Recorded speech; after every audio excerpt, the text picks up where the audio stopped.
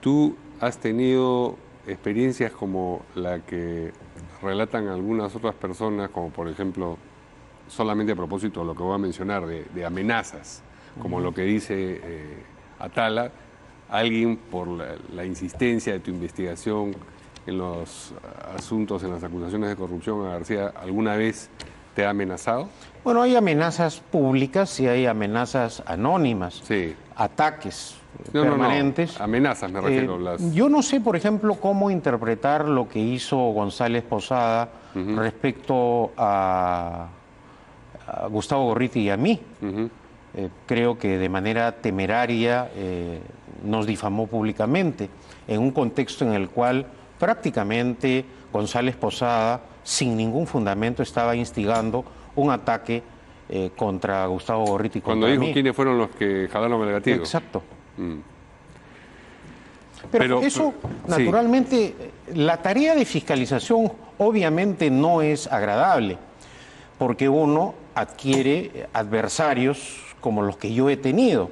Es decir, ya conociendo lo que ha sido el accionar de García, hay muchos que dicen que ya acabó. No, creo que las investigaciones en términos generales en el caso Lavajato deben continuar.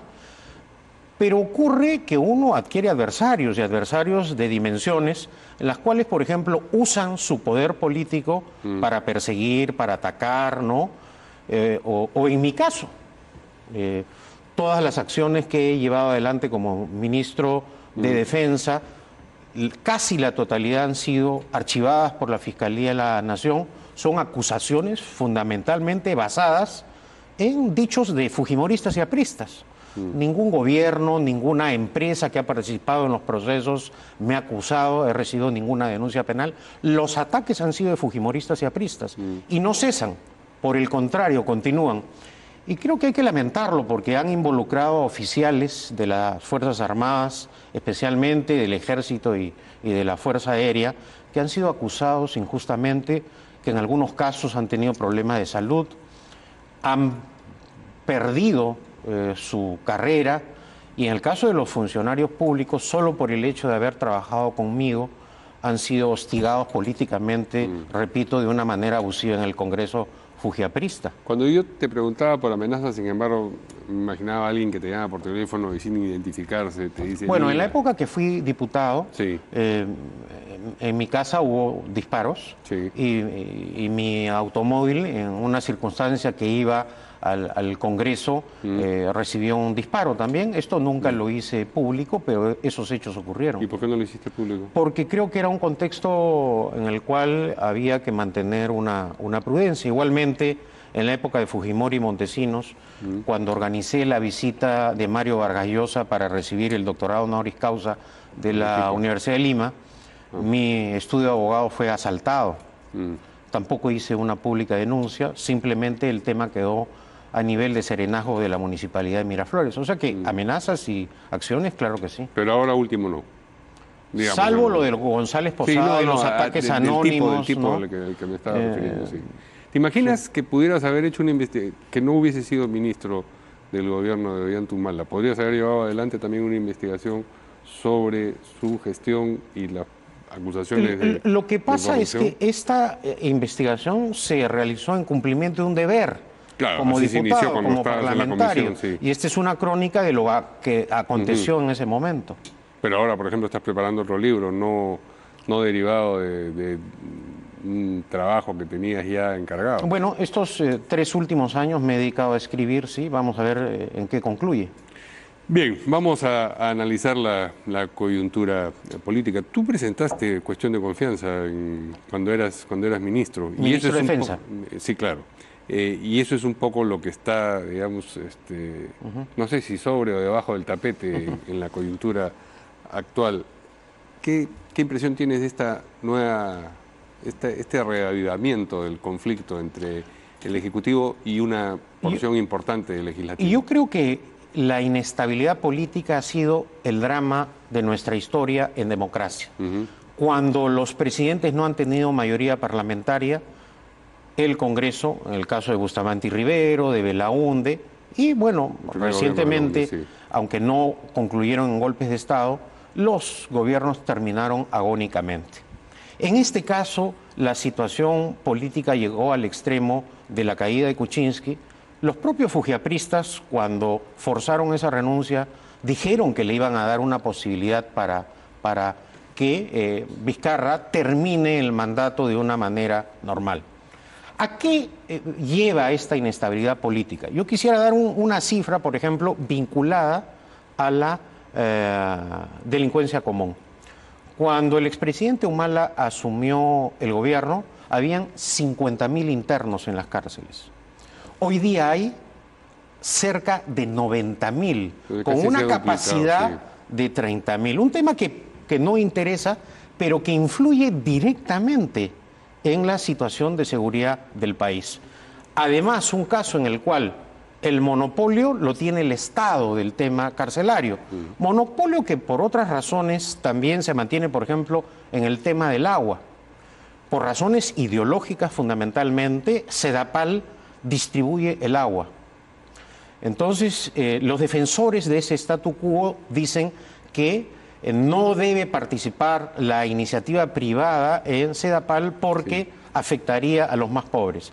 Pero lo que no dicen, por ejemplo, es que los camiones que van a Sedapal a recibir agua para luego repartirla, reciben a 2 y venden a 8. Es decir, suben o incrementan el precio 7 o 9 veces más, sin ningún control, sin ninguna supervisión.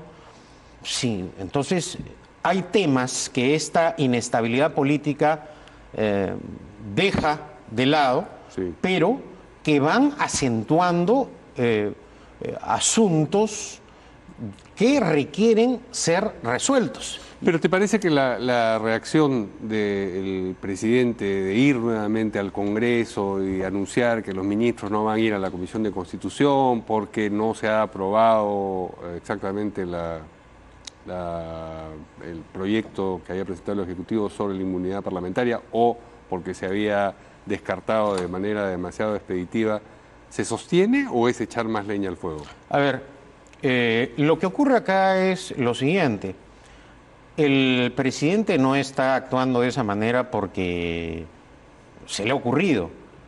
Naturalmente es una respuesta poco ortodoxa, por decirlo de alguna manera, pero es una respuesta al ataque continuo, a la campaña de demolición, al ejercicio abusivo y a la violación permanente o casi permanente del orden constitucional del Parlamento. Entonces, ¿cómo puede ser posible que el Parlamento encubra al general Donaire? Y cada día, hoy día vemos otro parlamentario fujimorista condenado por la justicia.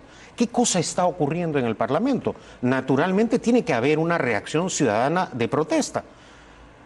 ¿Que ha calculado mal o no la reacción el presidente Vizcarra? Bueno, pero había que tomar una medida. ¿A qué va a conducir esto, ¿no? Este continuo enfrentamiento que no cesa? Acentuar la crisis política y el ambiente de inestabilidad que está generando una especie de parálisis del Estado en otros sectores, como mencionábamos en el tema, por decir, penitenciario. Una parálisis de gobierno en buena cuenta, porque sí, pero digamos, parecería, es una ilusión óptica que lo único importante que ocurre en el país es si se aprueban o no las modificaciones a la inmunidad parlamentaria, cuando sabemos que hay problemas de seguridad, hay problemas de economía, que las Bambas puede volver a convertirse en un problema pasado mañana, y en fin, es un rosario que no acaba nunca. Pero hay esta, como decía yo, ilusión óptica y parece que lo que se está librando ahí es una batalla fundamental. En realidad la inmunidad parlamentaria ni siquiera es la más importante de las reformas que ha presentado el Ejecutivo o los proyectos de reforma que ha presentado el Ejecutivo al Congreso. Y tampoco creo que sea un problema de la norma o de la ley, es un problema de la aplicación, es decir, la falta de desconocimiento, por decirlo de alguna manera, de los parlamentarios que controlan el Congreso o el uso del poder con fines político-partidarios, que creo que es lo que prima. Acá al fujiaprismo no le interesa lo que dice la ley, lo que les importa es lo que los beneficia o los protege. Y esa ha sido su acción legislativa a lo largo de estos años. No creo que vayan a cambiar. Esa era la pregunta. ¿Tú no crees que ha cambiado nada después del referéndum y después de las batallas políticas que sí ganó el Ejecutivo? Lo que creo, Mario, es que el presidente Vizcarra perdió una magnífica oportunidad cuando el pueblo del Perú mayoritariamente luego el referéndum le dio un respaldo político para hacer las reformas. No sé cuál fue la razón o cuáles fueron las razones que determinaron esa especie de temor de haber ganado, de Vizcarra. ¿Y qué cosas más, aparte de lo que hizo, tendría que haber hecho? Bueno, en ese momento tomar determinaciones que requieren una reorientación del ¿Te refieres Estado. a orientación, a No determinaciones en la economía? En todo, en términos generales. Por ejemplo, sobre la legislación laboral y cosas por el estilo. En términos generales, porque el presidente accedió al cargo para cumplir con la misión que tiene un jefe de Estado, la de gobernar, no solo limitarse a ciertos temas. Y creo que ahí falló. Y el cambio de Villanueva del Solar. Bueno, la designación de Villanueva, yo lo he sostenido en más de una oportunidad, me pareció uno de los grandes errores del gobierno del presidente Vizcarra. Las consecuencias de su desgaste político, el mal manejo del Estado, la impericia en la gerencia del Estado durante la gestión de Villanueva ha sido escandalosa. Lo que pasa es que Villanueva también, hay que decirlo muy claramente, trabajó conjuntamente con el fujiaprismo para forzar la renuncia de Pedro Pablo Kuczynski. Salvador del Solar ha recibido un encargo sumamente complejo. Lo que yo sostengo es que no podemos seguir en este enfrentamiento porque al final la inestabilidad ministerial de Salvador del Solar termina afectando a todo el país. ¿Pero le ves salida al conflicto tú en este momento? Bueno, ¿Te parece que, por ejemplo... En este momento da la impresión que esta guerra entre el Parlamento y el gobierno va a continuar. Esa es la impresión hasta ahora. ¿La cuestión de confianza te parecería un instrumento adecuado para la coyuntura? Es un instrumento constitucional. Sin duda. ¿No? No te preguntaba políticamente, ¿te parece? Que diferencia diametralmente a lo que hizo mediante la fuerza bruta Fujimori con Montesinos. De acuerdo. Un golpe de Estado.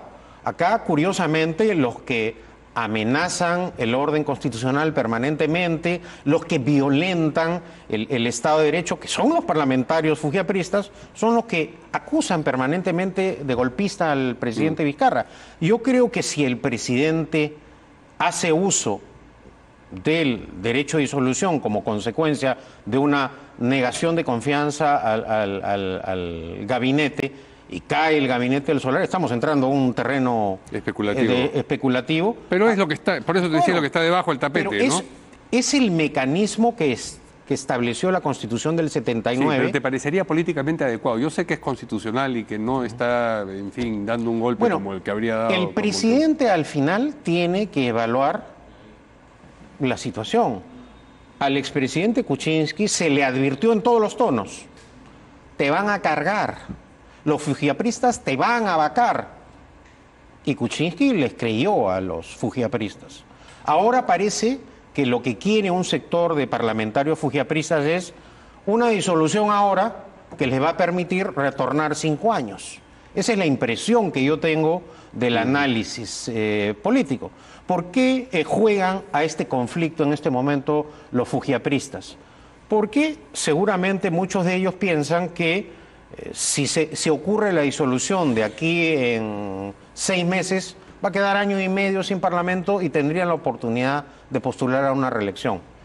Creo que es algo que pueden pensar, ¿no? Año y medio sin Parlamento no queda la comisión permanente y se llama elecciones, ¿no? Claro, se llama elecciones. En un periodo de 3 meses, entiendo. 4 meses.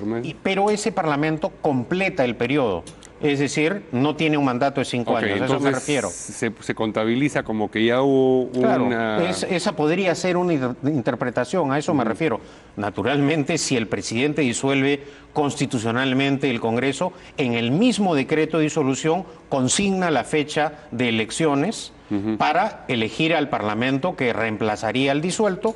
El nuevo Parlamento disuelto completa el periodo y en ese lapso en donde no está el Pleno del Congreso, permanece en funciones la comisión permanente. Sí, claro. ¿No? Y el presidente de la República... Nunca deja de haber un legislativo. No. Eso es lo que diferencia precisamente de un golpe tipo 5 de abril, que es el que comentan con irresponsabilidad, creo, los fujiapristas y sus adictos defensores. ¿Tienes la impresión de que el presidente Vizcarra está siguiendo los pasos o caminando sobre las huellas de Kuczynski? A veces da la impresión, da esa impresión que, a ver, Porque hasta los caricaturistas, sí, digamos, bueno, pero lo ponen... ocurre lo siguiente, ¿no? El suicidio de García, Sí. la prisión de Keiko Fujimori, muestran a dos agrupaciones políticas sin liderazgo. Y en muchos casos actúan exacerbados como consecuencia del enfrentamiento que ha habido en respuesta a lo que ellos creen ha sido un exceso de la justicia, un acoso, un abuso. Entonces intervienen también otros factores. Muy bien, hay tanto para conversar, pero ya...